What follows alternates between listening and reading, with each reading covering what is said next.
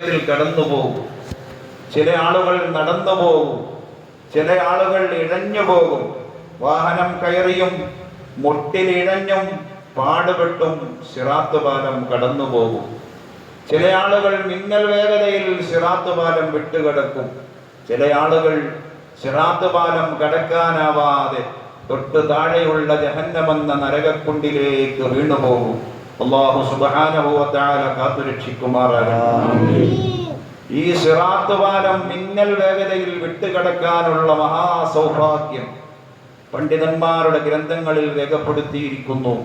ഇന്നത്തെ തറാവീഹ് നിസ്കരിച്ചതുകൊണ്ട് സിറാത്ത് പാലം മിന്നൽ വേഗതയിൽ വിട്ടുകിടക്കാൻ സാധിക്കുമെന്ന് സയ്യിദുനാ റസൂലുള്ളാഹി സ്വല്ലല്ലാഹു അലൈഹി വസല്ലം തങ്ങൾ ഓർമ്മപ്പെടുത്തിയിട്ടുണ്ട് എന്ന് ചില ഗ്രന്ഥങ്ങളിൽ കാണാം.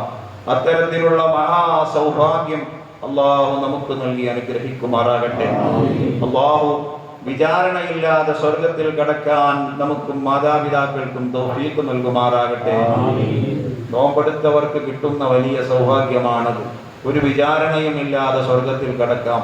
അള്ളാഹു സ്വീകരിച്ചാൽ മുത്തുനബി സല്ലല്ലാഹു അലൈഹി വസല്ലം പറഞ്ഞ ഹദീസിൽ കാണാം, പരലോകത്ത് സ്വർഗത്തിന്റെ അന്തരീക്ഷത്തിലൂടെ ചിറകുകൾ വെച്ച് പറന്നു പോകുന്ന പക്ഷികളെ പോലെ ചില മനുഷ്യന്മാരെ കാണാം.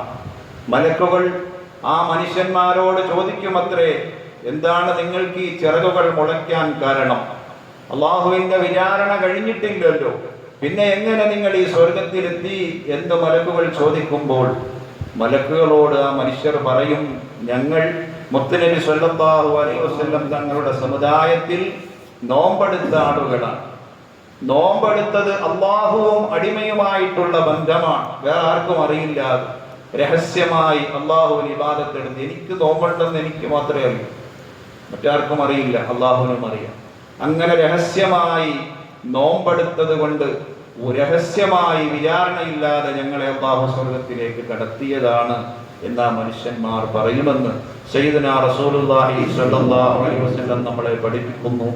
നമ്മുടെ തറാവീഹിന്റെ ഇടയ്ക്കുള്ള ദുആകൾ നമുക്കറിയാം. അല്ലാഹുമ്മ അജിർനാ മിനന്നാർ, അല്ലാഹുമ്മ ഇന്നാ നസ്അലുക്കൽ ജന്നത വർ-റുയത വനഊദു ബിക മിനന്നാർ. അതിന്റെ അർത്ഥം ചിന്തിച്ച് നമ്മൾ എപ്പോഴും ദുആ ചെയ്യണം. അല്ലാഹുമ്മ ഇന്നാ നസ്അലുക്കൽ ജന്ന, അല്ലാഹുവേ നിന്റെ സ്വർഗം ഞങ്ങൾ ചോദിക്കുന്നു നിന്നോട്. വനഊദു ബിക മിനന്നാർ, നിന്റെ നരകത്തിൽ നിന്ന് നിന്നോട് ഞങ്ങൾ അഭയം തേടും. നമ്മൾ ഇങ്ങനെ പ്രാർത്ഥിക്കുകയാണ് അല്ലാഹു. വിശുദ്ധ റമദാനിൽ പ്രത്യേകിച്ച് നിസ്കാരങ്ങളുടെ ദുആയിന് ശേഷവും നമ്മൾ ചോദിക്കുന്നു, അല്ലാഹുമ്മ ഇന്നാ